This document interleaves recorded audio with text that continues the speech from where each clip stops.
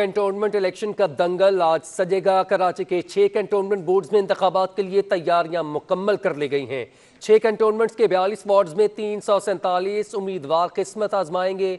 Peoples party Pakistan, Tehreek Insaf, MQM, नून league, Jamaat Islami, PSP समेत दीगर सियासी जमातों के उम्मीदवारान मैदान में मौजूद हैं। 9 खवातीन और 105 आज़ाद उम्मीदवार भी इलेक्शन में हिस्सा ले रहे हैं।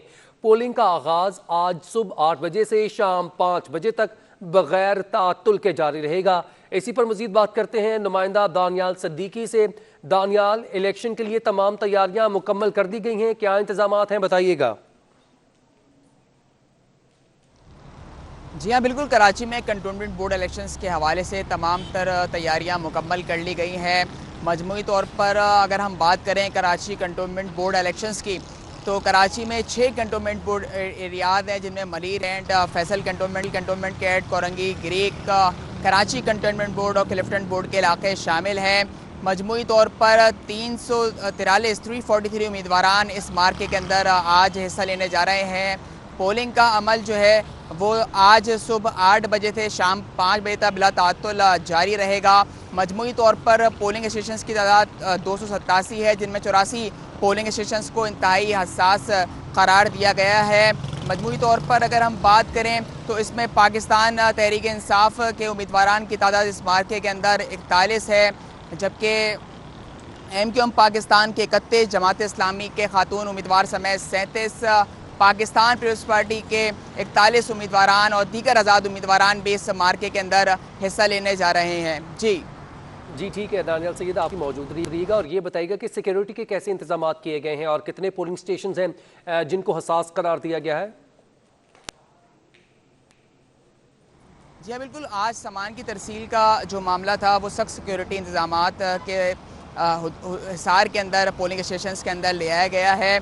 एक अरसे मुद्दतों बाद कराची के अंदर एक अच्छी सियासी गहमा गहमी हमें नज़र आई। 1 अगस्त से जो है वो 10 सितंबर तक 40 रोज़ा ये इलेक्शन कंटोनमेंट बोर्ड की मुहिम थी, कि जिसके अंदर कराची कंटोनमेंट बोर्ड एरियाज़ के अंदर एक अच्छी मुहिम, सियासी मुहिम देखने में आई है। बड़ी तादाद के अंदर आवाम इस कैंपेन का हिस्सा रहे हैं। नौजवानों ने सियासी जमातों की रैलीज़ और कॉर्नर मीटिंग्स के अंदर जो है वो शिरकत की है, तो लिहाजा एक अच्छा मुकाबला जो है वो आज देखने में आएगा। आज एक अच्छा मुकाबला देखने में आएगा। दानियाल सैयद, आप हमसे हमारे साथ ही मौजूद रहिएगा। दिन में आपसे वक्तन फ़वक्तन हम अपडेट्स लेते रहेंगे। बहुत शुक्रिया।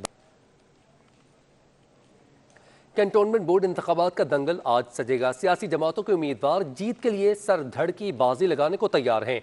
कई नशिस्तों पर कांटे के मुकाबले मुतवक्के हैं। इंतखाबात में हिस्सा लेने वालों ने हिकमत अमली भी तरतीब दे दी है। 6 कैंटोनमेंट बोर्ड्स हैं जहां पर वोटर्स अपने 42 नशिस्तों पर नुमाइंदे मुंतखब करेंगे। 343 उम्मीदवार हैं, जिनमें 9 खवातीन भी अपनी किस्मत आजमाएंगी। पोलिंग का अमल सुबह 8 बजे से 5 बजे तक जारी रहेगा। बोर्ड के इलेक्शन का इंतखाबी दंगल। पोलिंग के लिए इलेक्शन कमीशन ने तमाम तर इंतजामात मुकम्मल कर लिए। 42 वार्ड्स में मजमूई तौर पर 343 उम्मीदवार मैदान में हैं। PTI और पीपल्स पार्टी के 41 उम्मीदवार इंतखाबात में हिस्सा ले रहे हैं। MQM पाकिस्तान 31, जमात इस्लामी 36 और PSP के 27 उम्मीदवार मैदान में हैं। मुस्लिम लीग फंक्शनल 13 और TPL के 18 उम्मीदवार भी अपनी अपनी जमातों की नुमाइंदगी कर रहे हैं। पोलिंग के लिए 287 पोलिंग स्टेशंस और 1015 पोलिंग बूथ कायम किए गए हैं, जिस पर 4,66,695 वोटर्स हक राहदही का इस्तेमाल करेंगे। आवाम का कहना था जो भी मुंतखब हो उसे चाहिए कि अवामी मसाइल पर तवज्जो के साथ उसे हल भी किया जाए। भाई देखें, सारा मसला ये है, जो भी आए इलाके की बेहतरी के लिए आए। यहाँ पर सबसे पहले पानी का मसला है, एक लीज का मसला है। ये हो जो भी जीते हमारे इलाके के लिए बेहतर रखे, बस और कुछ नहीं चाहते हम। PNT कॉलोनी के हवाले से जो मसाइल हैं वार्ड 10 के, उसको तो जो लोग हल कर सकते हैं वो इधर के लोगों को भी सोचना चाहिए कि सुबह इन्होंने किसको वोट देना है। सूबाई इलेक्शन कमीशन के मुताबिक क्लिफ्टन, मलीर, कोरंगी, मनोड़ा और कराची कंटोनमेंट बोर्ड इंतखाबात के लिए सिक्योरिटी प्लान को हतमी शक्ल दे दी गई है। कैंटोनमेंट बोर्ड के इंतखाबात पर सिक्योरिटी के भी सख्त इंतजाम किए गए हैं। साउथ जोन पुलिस ने सिक्योरिटी प्लान को हतमी शक्ल दे दी है। पोलिंग स्टेशन पर पुलिस के हमरा रेंजर्स भी फराइज अंजाम देंगी। फैसल शकील की रिपोर्ट देखिए। कराची पुलिस ने 12 सितंबर को होने वाले कंटोनमेंट बोर्ड के इलेक्शन के सिक्योरिटी के इंतजामात मुकम्मल कर लिए। साउथ जोन्स के 3 डिस्ट्रिक्ट में 3000 से जायद पुलिस एहलकार फराइज सर अंजाम देंगे। जिला जनूबी सिटी और केमाड़ी में 73 इमारतों में 157 पोलिंग स्टेशन बनाए गए हैं, जिनमें से 41 इंतहाई हसास और 116 को हसास करार दिया गया है। हसास पोलिंग स्टेशन पर अफसरान समेत 20 से जायद एहलकार तैनात किए जाएंगे। इस तरह डिस्ट्रिक्ट जनूबी में 68 इमारतों में 24 को इंतहाई हसास और 44 को हसास करार दिया गया है, जबकि डिस्ट्रिक्ट सिटी में 3 पोलिंग स्टेशन को हसास करार दिया गया है। डिस्ट्रिक्ट केमाड़ी में 2 पोलिंग स्टेशन को इंतहाई हसास करार दिया गया। कंटोनमेंट बोर्ड इलेक्शन के दौरान पुलिस के अलावा रेंजर्स भी सिक्योरिटी पर मामूर होगी। फैसल शकील, सिटी 21। दीगर खबरों में शहर कायद के मकीनों के लिए अच्छी खबर है। वफाक का K4 मनसूबा 2023 तक मुकम्मल करने का ऐलान सामने आ चुका है। वफाकी वजीर मनसूबा बंदी असद उमर की प्रेस कॉन्फ्रेंस कहते हैं कराची में ग्रीन लाइन मनसूबे के लिए 40 बसें अगले हफ्ते पहुंच जाएंगी। रिपोर्ट देखिए।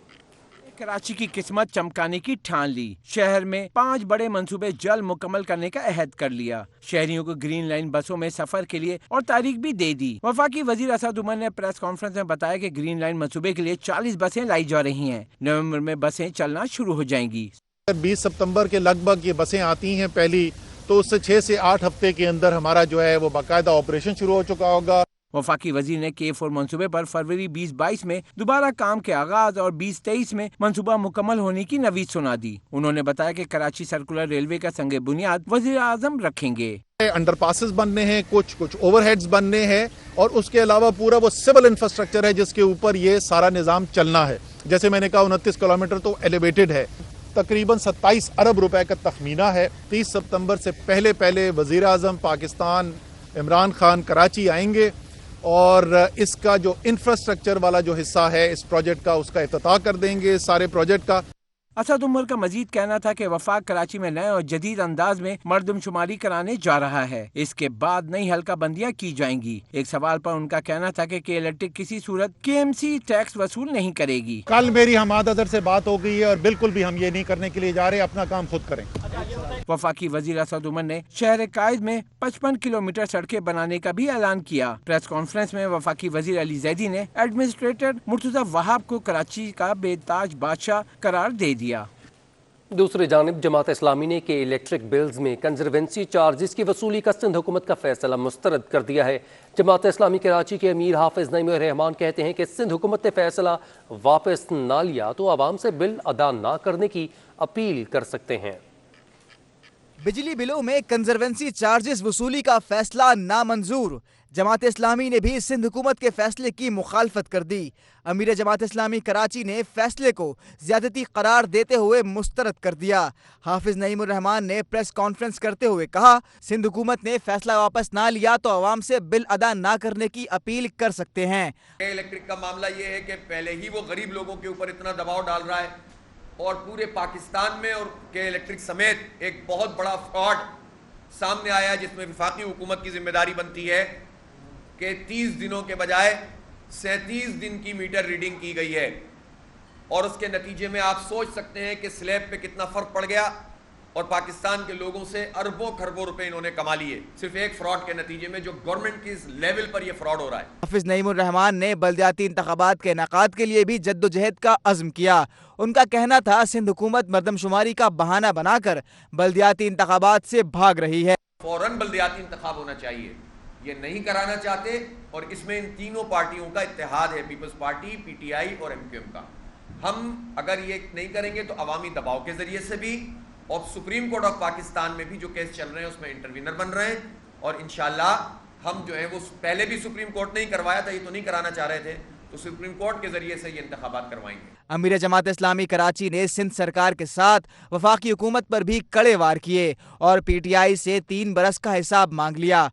हम उनसे उनके 3 साल का हिसाब मांग रहे हैं, हम उनसे उनके 3 साल की के इलेक्ट्रिक का हिसाब मांग रहे हैं, हम उनसे मर्दमशुमारी में जो उन्होंने खुद वफाकी काबीना ने फैसला किया है कराची की गिनती आधी करने का, उसका हिसाब मांग रहे हैं, हम उनसे उनके डेवलपमेंट बजट में जो उन्होंने पैसे नहीं रखे उसका हिसाब मांग रहे हैं, हम उनसे K4 मंसूबे के लिए पैसे नहीं रखे उसका हिसाब मांग रहे हैं, हाफिज नईम का कहना था कराची का अलमिया ये है कि जिसे भी यहाँ से मैंडेट मिला उसने दुरुस्त तर्जुमानी नहीं की। शहर की तबाही में माजी में यहाँ से वोट लेने वाले भी जिम्मेदार हैं। कैमरामैन हसन इकबाल के साथ ताबिश कफीली, सिटी 21। जवाब में कराची के मुर्तज़ा वहाब ने कहा है कि मेरे 35 दिनों में कराची पर 35 साल से हुक्मरानी करने वाले काफ़ी परेशान हैं। वसीम अख्तर बताएं कि उन्होंने के इलेक्ट्रिक से KMC के वाजिबात क्यों नहीं लिए। KMC टैक्स पर शोर मचाने वाले बताएं कि वज़ीर आज़म के कराची के लिए 1100 अरब के पैकेज का क्या हुआ। रिजवान अहमद की रिपोर्ट देखिए। बल्दिया उज़्मा कराची के मरकजी दफ्तर में जर्मन सफ़ीर से मुलाकात के बाद मीडिया से गुफ्तगू करते हुए मुर्तज़ा वहाब ने कहा कि मेरे 35 रोज से लोगों की चीखें निकल गई हैं। वो लोग परेशान हैं जिन्होंने 35 साल कराची पर हुक्मरानी की है। मैं इस शहर का बेटा हूँ, इस शहर की खिदमत करना चाहता हूँ। मेरी पूरी कोशिश है कि KMC को अपने पैरों पर खड़ा कर दूँ ताकि आइंदा मेयर को माली मसाइल का सामना ना हो। जो लोग माजी में इख्तियारात का रोना रोते थे और वो कहते थे कि KMC के पास तो इख्तियारात ही नहीं है, वो आज 35 रोज़ में इतने परेशान क्यों हो गए। मैं तो अभी तक कुछ नहीं किया, हल्की फुल्की सी चीज़ें की हैं, कुछ पार्क्स को ठीक करना शुरू किया है, एक्टिविटी दिखाई है अपनी, इंफ्रास्ट्रक्चर के हवाले से 2-4 प्रोजेक्ट्स को इनिशिएट करने के लिए टेंडरिंग का प्रोसेस स्टार्ट किया है। शहरी को नजर आ रहा है। एडमिनिस्ट्रेटर कराची बोले कि KMC के टैक्स पर शोर मचाने वाले ये बताएं कि वजीर आजम के 1100 अरब के पैकेज का क्या हुआ। कराची से पैसा कमाएं और इस्लामाबाद पर लगाएं, अब ऐसा नहीं चलेगा। हम किसी से भीख नहीं मांग रहे। वजीर आला सिंध से मुलाकात में वफाकी वजीर खजाना ने KMC टैक्स पर मुस्बत रद्द अमल दिया है। पैसे यहाँ से कमाएंगे, इस्लामाबाद लेके चले जाएंगे, पैसे यहाँ से कमाएंगे, इस्लामाबाद में कोई चीज़ कर देंगे, लेकिन कराची शहर जो कि आपको कमा के देता है उसके लिए कुछ नहीं करेंगे। वज़ीर आला सिंध इस्लामाबाद गए थे, उनकी खुद वज़ीर ख़जाना से बात हुई शौकत तरीन साहब से, और शौकत तरीन साहब ने बड़ा पॉजिटिव रिस्पांस दिया। मुर्तज़ा वहाब ने मजीद कहा कि जो टैक्स जमा होगा वो आवाम के सामने KMC वेबसाइट पर दिखाया जाएगा। कराची वालों का पैसा शहर की तामीर और तरक्की पर खर्च किया जाएगा। कैमरामैन आगा रफीक के साथ रिजवान अहमद, सिटी 21। अब बात आलमी वबा कोरोना वायरस की, जिसकी चौथी लहर बेकाबू हो चुकी है। कराची में मजीद 20 अफराद दुखमा अजल बन गए। 456 नए केसेस रिपोर्ट हुए। शहर में मस्बत केसेस की शरह 7% रिकॉर्ड हुई। 689 मरीजों की हालत तशवीशनाक है, जबकि 57 मरीज वेंटिलेटर्स पर ज़ेरे इलाज हैं। शहर में सरकारी कॉलेजेस में तलबा को वैक्सीन लगाने का सिलसिला शुरू हो चुका है। अब तक 5000 से ज़्यादा तलबा को वैक्सीन लग चुकी है, जबकि 14000 से ज़्यादा तलबा ने वैक्सीन लगाने के लिए वालिदैन के इजाज़तनामे जमा करवा दिए हैं। महकमा तालीम की जानिब से ऐलान किया गया था कि 17 साल से ज़ायद उम्र के तलबा को वैक्सीन लाजमी लगाई जाए। खबरों का सिलसिला आगे बढ़ाएं। आपको बताएं कि कॉमेडी किंग उमर शरीफ अलील हैं और आगा खान अस्पताल में ज़ेरे इलाज हैं। वफाकी हुकूमत का मेडिकल बोर्ड तश्कील देने का ऐलान सामने आ चुका। वफाकी वज़ीर इत्तलात फवाद चौधरी, गवर्नर सिंध इमरान इस्माइल और दीगर ने उमर शरीफ की अयादत की। पाकिस्तान की शान कॉमेडी के बेताज बादशाह उमर शरीफ शदीद अलील। मुलाकातों, दुआएं, सेहत और नेक तमन्नाओं का तांता बन गया। गवर्नर सिंध इमरान इस्माइल, वफाकी वजीर फवाद चौधरी और फारूक सत्तार ने अस्पताल में उमर शरीफ की अयादत की। वफाकी हुकूमत ने मेडिकल बोर्ड तश्कील देने का ऐलान किया। सुपरस्टार उमर शरीफ आज जिंदगी और मौत की जंग लड़ रहे हैं। पूरी कौम की दुआएं उनके साथ तो हैं ही। वजीर आज़म इमरान खान ने, जो हमारे हेल्थ मिनिस्टर हैं डॉक्टर फैसल सुल्तान, उनको हिदायत की है कि वो पूरे इनके केस की जांच पड़ताल करें और देखें कि किस तरह इनकी मदद की जा सकती है। गवर्नर साहब ने भी यहाँ पे डॉक्टर साहबान से मुलाकात की है, तो अब डॉक्टर फैसल, हमारी जो फेडरल हेल्थ मिनिस्ट्री है वो और ये डॉक्टर साहबान आपस में एक बातचीत करके तो जो भी लाएअमल बनाएंगे हुकूमत उसको पूरा जो है वो सपोर्ट जो है वो देगी और इंशाअल्लाह ताला हम बिल्कुल जो सेटिस्फैक्ट्री इलाज है वो उसकी तरफ हम लेके जाएंगे। आगा खान हॉस्पिटल में भी ज़ाहिर है इलाज जो है वो तो हो रहा है, बाकी ज़िंदगी मौत तो अल्लाह की तरफ से होती है, लेकिन ये है कि हुकूमत की पूरी कोशिश होगी कि जो भी सहूलत हम मुमकिन बना सकें इंशाअल्लाह वो मुमकिन जो है वो बनाएंगे। उमर शरीफ की अहलिया जरी उमर का कहना है कि वजीर आला सिंध की सरबराही में उमर शरीफ को इलाज के लिए अमरीका मुंतकिल करवाने के इंतजाम किए जा रहे हैं। इमरान खान साहब के ऑफिस से मुझे कॉल आ गई थी सुबह, और एम्बेसी से भी मुझे कॉल आ गई थी। उनके प्रोटोकॉल जो हैं सब वहाँ से मुझे कॉल आ गई थी कि वीज़े का प्रोसेस स्टार्ट कर दिया है उन्होंने। फॉर्म वगैरह सब फिल माशाल्लाह हो गए, तो मंडे को इंशाल्लाह हमारा इंटरव्यू हो जाएगा। तो मुझे लगता है कि मंडे या ट्यूसडे तक हमारा वीज़ा आ जाएगा, और उसके फ़ौरन बाद हम जो है ना फ़ौरन ही हम यहाँ से अमेरिका के लिए चले जाएंगे उमर को लेके। फिल्म स्टार वीना मलिक भी उमर शरीफ की बीमारी पर अफसरदा हैं। उमर शरीफ साहब तो करोड़ों दिलों में हैं। उनकी अलालत की खबर मिली क्योंकि मैं भी उनकी बहुत बड़ी फ़ैन हूँ, और मुझे पूरा यकीन है कि पूरी दुनिया के लिए जहाँ जहाँ उनके फ़ैन्स हैं ये खबर बहुत तकलीफ दे होगी, मगर हम सभी उनके लिए दुआ गो हैं। अहले खाना का कहना है कि उमर शरीफ को अमेरिका मुंतकिल नहीं किया गया तो उनकी यहाँ ओपन हार्ट सर्जरी करना पड़ेगी, जो नुकसानदेह साबित हो सकती है। सिटी न्यूज़ नेटवर्क से वाबस्ता सीनियर रिपोर्टर रफ़ीक आज़ाद इंतकाल कर गए हैं। रफ़ीक आज़ाद हिल पार्क अस्पताल में ज़ेरे इलाज थे। नमाज जनाजा का ऐलान कुछ देर बाद किया जाएगा। मरहूम ने मुतअद्दिद अखबारात और न्यूज़ चैनल्स में काम किया। मज़ीद तफ़सीलात जानते हैं दानियाल सैयद से। दानियाल, ताज़ा तरीन सूरत हाल के हवाले से अपडेट कीजिएगा, और सोगवारान में कितने लोग शामिल हैं? जी बिल्कुल, इन्ना लिल्लाहि व इन्ना इलैहि राजिऊन। सिटी न्यूज़ नेटवर्क से वाबस्ता रफ़ीक आज़ाद कब से कुछ देर कबल इंतकाल हुआ है और उनका इंतकाल कराची के हिल पार्क हॉस्पिटल में हुआ। कई दिनों से वो जिगर के आर्ज़े में मुब्तला थे, तिब्बी इमदाद उन्हें फ़राहम की जा रही थी, लेकिन अब से चंद लम्हों कबल वो अपने खालिक हकीकी से जा मिले हैं। मरहूम के बारे में बताया गया है कि उनकी 2 बेटियाँ, एक बेटा और एक बेवा जो है वो सोगवारान है। मैयत मरहूम सीनियर सहाफ़ी रफ़ीक आज़ाद की जो मैयत है वो छीपा चर्च खाने मुंतकिल की गई है। रात भर छीपा चर्च खाने में मैयत मौजूद रहेगी। बाद नमाज ज़ोहर आज उनकी नमाज जनाजा कयूमाबाद बी एरिया में जो उनका घर है वहाँ पे अदा की जाएगी। इस वक्त सीनियर सहाफ़ी रफ़ीक आज़ाद से मोहब्बत करने वाले जो लोग थे, जो उनके अहबाब थे, ख़ानदान के जो लोग थे, उनकी आमद का सिलसिला जारी है। हर आँख का अश्कबार दिखाई देती है। सिटी न्यूज़ नेटवर्क के जो तमाम मुलाजमीन, उनके दोस्त, उनसे मोहब्बत करने वाले जो अफराद हैं वो भी यहाँ पर मौजूद हैं। एक गम की फिजा है। दुख में हम भी शामिल हैं दानियाल, आप भी शामिल हैं। खुदा इनको गरीक रहमत करे और उनकी मग़फ़िरत करे। कि यूटिलिटी स्टोर्स पर भी अशिया ज़रूरिया आवाम की पहुँच से दूर हो चुकी हैं। हुकूमत ने खुर्दनी तेल, घी समेत कई अशिया कीमतों में इजाफा कर दिया है। रिपोर्ट कर देखिए। कप्तान हुक्म महंगाई का तूफान, अवाम हुए हलकान। यूटिलिटी स्टोर्स पर भी अशिया ज़रूरिया अवाम की पहुंच से दूर हो गईं। नोटिफिकेशन के मुताबिक मुख्तलिफ ब्रांड्स के घी की कीमतों में 96 रुपए तक फी किलो इजाफा। कुकिंग ऑयल 97 रुपए तक फी लीटर महंगा कर दिया गया। कॉर्न कुकिंग ऑयल की कीमत 500 से बढ़कर 870 रुपए फी लीटर हो गई। अभी हम लोग ने घी लिया, घी पहले 170 की थी, अभी 260 की एक थैली घी की। चीनी है, चीनी पे भी बढ़ गया सबके पैसा। गरीब कहाँ जावे, नहीं हमारे बच्चों को काम में नहीं धंधा है। मुर्गी तो इतनी महंगी हो गई है कि दाल भी महंगी है तो मुर्गी भी महंगी है। अब सोचते हैं कि क्या बनाए, मुर्गी बनाए दाल बनाए। जो आटा हो गया, चीनी हो गया, घी वगैरह, इन पे तो होनी चाहिए। भाईजान बहुत महंगाई हो रही है। इस हुकूमत ने आवाम के बारे में कोई सोचा नहीं है। यही नहीं, टी व्हाइटनर की 1.2 किलोग्राम कीमत 40 रुपए तक बढ़ा दी गई। कस्टर्ड, खीर समेत मुख्तलिफ स्वीट डिश के छोटे डब्बे 10 रुपए तक महंगे हो गए। फेस क्रीम की 50 ग्राम कीमत में 40 रुपए तक का इजाफा किया गया। टिश्यू डब्बा 15 रुपए और टिश्यू रोल 5 रुपए तक महंगा कर दिया गया। काली मिर्च के डब्बे की कीमत 10 रुपए तक बढ़ा दी गई। चिली गार्लिक, बीबी क्यूब्स, पिज्जा सॉस की कीमतें भी बढ़ गईं। साबुन, टी मिक्स और दीगर जरूरी अशिया की कीमतें भी आवाम की पहुंच से दूर हो गईं। शहरियों ने हुकूमत से मुतालबा किया है कि कम से कम यूटिलिटी स्टोर्स पर तो अशिया की कीमतें कम कराई जाएं। शहर कायद में ज़रूरियात ज़िंदगी की अशिया शहरियों की क़ुव्वत ख़रीद से बाहर होती जा रही हैं। कन्फेक्शनरी मसनूआत भी 35% महंगी हो गईं। तफसीलात वसीम इफ्तिखार की रिपोर्ट में।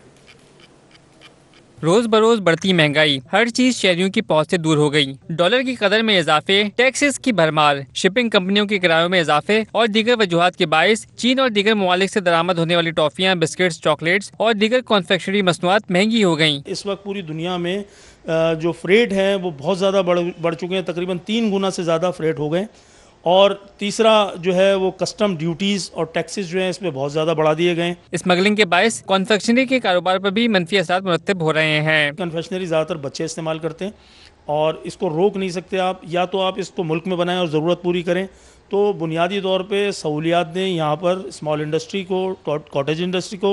हुकूमत की तवज्जो और मुकामी सतह पर इन मसनूआत की तैयारी से कॉन्फेक्शनरी को आवाम की कुव्वत खरीद में लाने में मदद मिल सकती है। कैमरामैन शौकत के हमरा बसीम इफ्तिखार, सिटी 21 न्यूज़। आलमी मंडी में खाम तेल की कीमतों में इजाफे और डॉलर की बढ़ती कदर के बायस गाड़ियों का इंजन ऑयल भी महंगा हो गया। तफसीलात सलाल वड़ाइच की रिपोर्ट में। पिछले 2 माह के दौरान 4 लीटर इंजन ऑयल कैन की कीमत में 500 रुपए का इजाफा हुआ, जिसके बाद इंजन ऑयल की कीमत 4000 से बढ़कर 4500 तक पहुंच गई है। ऑयल चेंज वर्कशॉप के इंचार्ज का कहना है सिर्फ ऑयल ही नहीं बल्कि डॉलर महंगा होने से गाड़ियों के तमाम पार्ट्स और सर्विस का सामान महंगा हो गया है। आलमी मंडी जो इंटरनेशनल मार्केट जो है ऑयल की, उसके अंदर जब इजाफा होता है कीमतों में तो हमारे भी ऑयल के रेट बढ़ते हैं। बाकी इसी वजह से ऑयल के रेट बढ़ते हैं, जिसकी वजह से बिल्कुल कारोबार ख़राब हुआ है। गाड़ी के ऑयल की कीमत में इजाफे से शहरी परेशान है। गाड़ी के मैकेनिक्स का कहना है कि अब तो छुट्टी के रोज़ भी काम ना होने के बराबर होता है। आज हफ्ते और एतवार वाले दिन आते हैं लोग, बड़े लोग काम मेंटेनेंस गाड़ियों का काम कराने के लिए, और महंगाई की वजह से काम ठंडे पड़े हुए हैं, काम नहीं आ रहा है। सर्विस और मेंटेनेंस के लिए मैं आया था, लेकिन इस वक्त सूरत हाल ये है कि हर चीज़ बेइंतहा एक्सपेंसिव हो गई है, बहुत महंगी हो गई है। काम की पोजीशन ऐसी है कि भाई 2 दिन काम होता है, 5 दिन हम फारिग बैठे होते हैं, कोई काम नहीं। बढ़ती महंगाई को काबू करने के लिए हुकूमत दावे तो कर रही है, लेकिन हकीकत इसके बिल्कुल बरअक्स है। अवाम हुकूमत से महंगाई का नोटिस लेने का मुतालबा कर रही है, लेकिन हुकूमत शहरियों को रिलीफ देने के बजाय सिर्फ वादे करने में मसरूफ है। कैमरामैन हसन इकबाल के हमरा सलाल वड़ाइच, सिटी 21। गुलिस्तान जौहर ब्लॉक 13 में नाले के गिर्द दीवार गिर चुकी है, सड़क भी धंस गई है। इलाके से गुजरने वाली गाड़ियों का नाले में गिरकर हादसात का शिकार होना मामूल बन चुका। रिपोर्ट कर रहे हैं राना मालही। नाज़िर हैं कराची के इलाके गुलिस्तान जौहर ब्लॉक 13 के नाले के। शहर भर के छोटे बड़े नालों की मरम्मत हो रही है, लेकिन गुलिस्तान जौहर ब्लॉक 13 के इलाके में वाक़े नाले पर इंतजामिया की कोई तवज्जो नहीं है। नाले के अतराफ सड़क धंसने से हादसात मामूल बन गए हैं, जबकि नाले के गिर्द दीवार की तामीर का काम भी कई सालों से शुरू न हो सका। इंतजामी नाअहली की वजह से इलाका मकीन रोज हादसात का शिकार हो रहे हैं। इससे पहले जो बारिश हुई थी, ज़्यादा बारिश हुई थी कराची में, तो तब से ये टूटे हुए हैं। आज तक कोई इंतजामिया यहाँ नहीं आई है। कैंटोनमेंट बोर्ड का एरिया है, आप बिलीव करें 2-3 गाड़ियाँ इस नालों में गिर चुके हैं। डूब जाते हैं, गिर जाते हैं, ज़िंदगियाँ ज़ाया हो जाती हैं और अल्टीमेटली फिर उसका रिज़ल्ट ये होता है कि आते हैं लोग अपने तौर पे उसके अंदर बांस वगैरह लगा देते हैं। ये काफ़ी टाइम से कम 3-4 साल से ये टूटा हुआ है और ये रिस्की काम है। अल्लाह ना करे कोई बच्चा गुजर रहा है, कोई कुछ गुजर रहा है, कोई हेवी स्पीड में लोग आ रहे हों, कोई गाड़ी स्लिप हो जाए। अभी हमारे माशाल्लाह बारिशें तेज़ हो रही हैं, कोई बारिश में नाले असल में फुल हो जाते हैं, कोई किसी को पता ना हो बेचारा डायरेक्ट नाले में आ जाए, तो ये इमरजेंसी के लिए खतरनाक चीज़ है हमारे लिए। इलाका मकीनों ने इंतजामिया से अपील की है कि नाले की मरम्मत जल्द से जल्द शुरू कराई जाए ताकि आए रोज पेश आने वाले हादसा से बचा जा सके। कैमरामैन एहसन अमीन के हमरा राना माली, सिटी 21।